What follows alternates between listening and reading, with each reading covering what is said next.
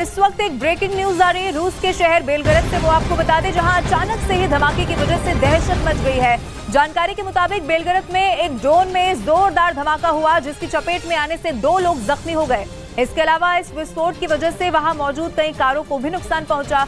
बेलग्रेद के गवर्नर ने आशंका जाहिर की है कि यूक्रेन का ड्रोन हो सकता है और जिसके हवा में फटने से बेलग्रेद शहर में जबरदस्त हड़कंप मच गया। रूस का आरोप यह है कि यूक्रेन ने उसके इलाके में घुसपैठ के इरादे से ये ड्रोन भेजा था जो हवा में ही धमाके के साथ बर्बाद कर दिया गया। दावा इस बात का भी किया गया कि ये ड्रोन बेलग्रेद के आसमान में मंडराता हुआ अचानक से ही सड़क पर जा गिरा, जिससे वहां एक जोरदार धमाका हुआ और काले धुएं का गुबार छा गया। बेलग्रेद के गवर्नर के मुताबिक इस हमले में किसी की जान नहीं गई, लेकिन 2 लोग बुरी तरीके से जख्मी हो गए। इसके अलावा जहां ये धमाका हुआ वहां मौजूद कई कारों को जबरदस्त नुकसान पहुंचा। वहां से आए वीडियो में अचानक हुए धमाके के बाद कार में लगे सायरन बजते हुए सुनाई दिए। हालांकि अब तक ये पता नहीं लगाया जा सका कि शहर के बीचों बीच फटे इस ड्रोन को किसने भेजा और ये किस मकसद से बेलग्रेद की सीमा में घुसा था। यूरोपीय देश मोल्दोवा में जारी यूरोपीय देशों की एक बैठक के दौरान यूक्रेन के राष्ट्रपति जेलेंस्की नेटो पर ही भड़क गए। उनकी मांग थी कि नेटो इस बात पर अपना रवैया साफ करे कि वो यूक्रेन को इस संगठन का सदस्य बनाएगा या फिर नहीं, ताकि यूक्रेन जंग में रूस से लड़ने के लिए अपनी आगे की तैयारी उसी हिसाब से कर सके। यूरोपीय देश मोल्दोवा में मौजूद यूरोप के 40 देशों के राष्ट्रीय अध्यक्षों के सामने जेलेंस्की ने नेटो से यूक्रेन की सदस्यता पर जल्द फैसला लेने की अपील की। Invitation to membership for Ukraine is needed and the security guarantees on the way to NATO membership are needed. इसके अलावा उन्होंने ये आरोप भी लगाया कि EU यानी कि यूरोपियन यूनियन ने भी उन्हें अब तक संगठन में शामिल करने पर कोई फैसला नहीं लिया, जबकि यूक्रेन ने जंग की शुरुआत में ही EU में शामिल होने की अर्जी दे दी थी। इस बीच रूस ने यूक्रेन बॉर्डर के पास के शहरों से अपने बच्चों को निकालना शुरू कर दिया। ये जानकारी बेलग्रेद के गवर्नर ने दी। बेलग्रेद यूक्रेन की सीमा के पास बसा रूस का इलाका है जहां कुछ हफ्ते पहले भयंकर जंग छिड़ी थी और अब रूस को एक बार फिर वहां यूक्रेन के हवाई हमलों का डर सता रहा है, क्योंकि 2 दिन पहले मॉस्को पर सबसे बड़ा ड्रोन अटैक हुआ था जिसने रूस में खलबली मचा दी। यही नहीं, यूक्रेन ने रूस के बेलग्रेद में भी भारी गोलाबारी की। यही वजह रही कि रूस ने यूक्रेन के बॉर्डर के पास वाले शहरों से बच्चों को निकालना शुरू कर दिया और अब तक बेलग्रेद से 300 बच्चों को वोरोनिज शहर पहुंचाया जा चुका है जो रूस के दक्षिणी हिस्से में। बेलग्रेद से आने वाले दिनों में करीब 1000 और बच्चों को निकाला जाएगा। बेलग्रेद के गवर्नर ने बताया कि यूक्रेन बॉर्डर के पास वाले शहरों में हुई गोलीबारी में कई लोग घायल हो गए, जिसके बाद चेचन ग्रुप को भी बॉर्डर के इलाकों से बच्चों को सुरक्षित निकालने की जिम्मेदारी सौंपी गई। रूस के मीडिया ने दावा किया कि पूर्वी यूक्रेन पर कब्जे के लिए पुतिन की सेना ने नई रणनीति तैयार की है, जिसके तहत रूस ने यूक्रेन की सेना पर कहर ढाने के लिए पूर्वी यूक्रेन के कई इलाकों में बारूदी सुरंगों का जाल बिछा दिया ताकि जंग के मैदान में जेलेंस्की की फौज को चारों खाने चित किया जा सके। पश्चिमी मीडिया का दावा है कि पिछले कई महीनों से रूस की सेना पूर्वी यूक्रेन के डॉनबास इलाके पर कब्जे के लिए जंग लड़ रही है, लेकिन यूक्रेन के जोरदार पलटवार की वजह से रूसी सेना की हालत वहां खस्ता है। ऐसे में अब रूस के मीडिया ने यह दावा किया है कि पुतिन की सेना ने डॉनबास पर कब्जे के लिए नई रणनीति तैयार की है, जिसके तहत रूसी सैनिकों ने पूर्वी यूक्रेन के कई इलाकों में बारूदी सुरंगें बिछा दी हैं। और इस वक्त एक ब्रेकिंग न्यूज रूस से जो मिल रही है वो आपको बता दें। रूस के कर्स इलाके में यूक्रेन ने जोरदार ड्रोन अटैक किया है। रूस का दावा यह है कि उसने यूक्रेन के ड्रोन हमले को नाकाम कर दिया है। रूस के मुताबिक उसने इस दौरान यूक्रेन की तरफ से भेजे गए कई ड्रोन तबाह भी कर दिए। बताया यह भी जा रहा है कि यह हमला रात के वक्त हुआ। रूस का आरोप है कि यूक्रेन ने उसके इलाके में तबाही मचाने के लिए एक साथ कई ड्रोन भेजे थे जिन्हें उसने आसमान में ही बर्बाद कर दिया।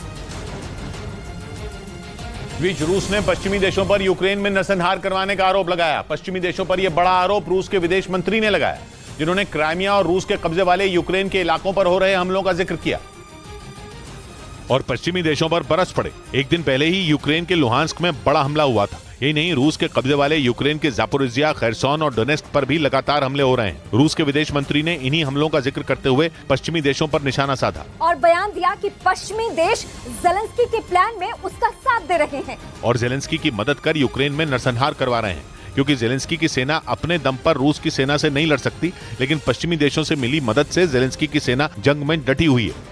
अमेरिकी न्यूज चैनल CNN ने दावा किया कि अमेरिका के पूर्व राष्ट्रपति डोनाल्ड ट्रंप ने जानबूझकर खुफिया फाइलें अपने पास रखी थीं, जिसकी एक ऑडियो रिकॉर्डिंग सामने आने के बाद ट्रंप बुरी तरह फंस गए। ट्रंप पर सीक्रेट फाइलें अपने घर ले जाने के आरोप लगे थे और सबूत के तौर पर अमेरिकी न्यूज चैनल CNN ने डोनाल्ड ट्रंप की एक ऑडियो रिकॉर्डिंग भी जारी की, जिसमें ट्रंप चुनाव हारने के बाद कई खुफिया फाइलें साथ ले जाने की बात कह रहे हैं। CNN के मुताबिक ऑडियो में ट्रंप ने कहा कि उन्होंने ईरान पर हमले की जानकारी वाली रक्षा विभाग की फाइलें अपने पास रखी थी। हालांकि ट्रंप के प्रवक्ता ने इस ऑडियो को झूठ बताकर बाइडेन सरकार पर ट्रंप को परेशान करने का आरोप लगाया। 2024 का राष्ट्रपति चुनाव लड़ने की घोषणा कर चुके ट्रंप के लिए ये ऑडियो रिकॉर्डिंग और मुश्किलें पैदा करेगी। वो पहले ही रेप केस और मानहानि के मामले में कोर्ट के चक्कर लगा रहे हैं। और अमेरिका की वायुसेना के कार्यक्रम के दौरान राष्ट्रपति जो बाइडेन अचानक से ही गिर पड़े। वो वहां वायुसेना के कार्यक्रम के दौरान सैनिकों को सर्टिफिकेट बांट रहे थे और जैसे ही वो मुड़कर अपनी कुर्सी पर बैठने के लिए उसकी तरफ बढ़े, उनका बैलेंस बिगड़ गया और वो जमीन पर गिर पड़े। हालांकि उनके गिरते ही फौरन उनके सुरक्षा कर्मियों ने उन्हें सहारा दिया और कुर्सी तक ले गए। बाइडेन के साथ हुए इस हादसे के बाद पूर्व राष्ट्रपति डोनाल्ड ट्रंप ने भी चिंता जाहिर की। अमेरिकी राष्ट्रपति बाइडेन के साथ ये हादसा वायुसेना के एक कार्यक्रम के दौरान हुआ। हालांकि गनीमत रही कि उन्हें इस दौरान ज्यादा चोट नहीं आई।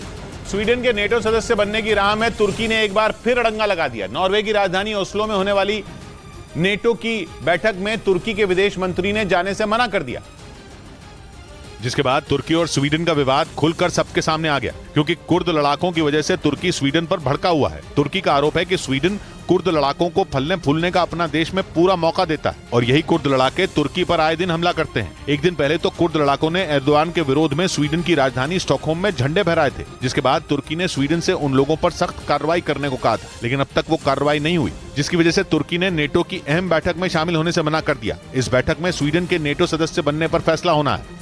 बीच कनाडा सरकार ने फैसला किया कि सिगरेट के पैकेट की बजाय अब हर सिगरेट पर सेहत से जुड़ी चेतावनी छापी जाएगी। वहां की सरकार यह फैसला 1 अगस्त से लागू कर देगी और ऐसा करके कनाडा दुनिया का पहला देश बन जाएगा जो हर सिगरेट पर सेहत से जुड़ी चेतावनी छापेगा। लोगों को सिगरेट से दूर रखने और इससे होने वाले नुकसान के बारे में जागरूक करने के लिए वहां के स्वास्थ्य विभाग ने यह फैसला लिया। 1 अगस्त से वहां बिकने वाली हर सिगरेट पर सेहत से जुड़ी चेतावनी अंग्रेजी और फ्रेंच दोनों भाषाओं में लिखी जाएगी। कनाडा के स्वास्थ्य विभाग ने सिगरेट बनाने वाली कंपनियों को इसके निर्देश जारी कर दिए हैं। वहां के स्वास्थ्य अधिकारियों का मानना है कि हर सिगरेट पर छपी चेतावनी पर लोगों का ध्यान ज्यादा जाएगा। नए नियम के जरिए 2035 तक कनाडा में तंबाकू की खपत को 5% तक कम करने का लक्ष्य है। उत्तराखंड के पिथौरागढ़ जिले में पहाड़ी का एक हिस्सा खिसक गया। मिट्टी और पत्थर के बड़े बड़े टुकड़े सड़क पर आ गए, जिसकी वजह से आवाजाही ठप हो गई। पहाड़ खिसकने की घटना को वहां मौजूद कुछ लोगों ने अपने मोबाइल कैमरे में रिकॉर्ड कर लिया, जिसमें पहाड़ी का एक बड़ा हिस्सा भरभराकर नीचे गिरता दिखा। पहाड़ से मिट्टी और पत्थर गिरने की वजह से वहां एक बड़े इलाके में धूल का गुबार छा गया। ऐसा लगा मानो धूल का बवंडर आ गया हो। पहाड़ी का हिस्सा गिरने से लिपुलेख तवाघाट सड़क पर करीब 100 मीटर का हिस्सा बंद हो गया। पहाड़ी का हिस्सा जहां गिरा वो धारचूला से लगभग 45 किलोमीटर ऊपर गुंजी की तरफ है। सड़क पर मलबा आने की वजह से धारचूला और गुंजी में लगभग 300 लोग फंस गए।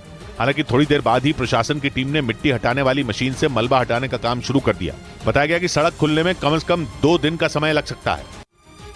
और चीन में बवंडर का कहर देखने को मिला। बवंडर ने चीन के लियोनिंग प्रांत के ग्रामीण इलाकों में तबाही मचाई है। बवंडर की वजह से कई लोगों को परेशानी हुई। 200 लोगों पर इस बवंडर का असर हुआ है। इमारतों को भी इस बवंडर ने नुकसान पहुंचाया। कुदरत के कहर की चपेट में आने से 13 लोग जख्मी हुए हैं, जबकि 60 से ज्यादा घरों को नुकसान पहुंचा है।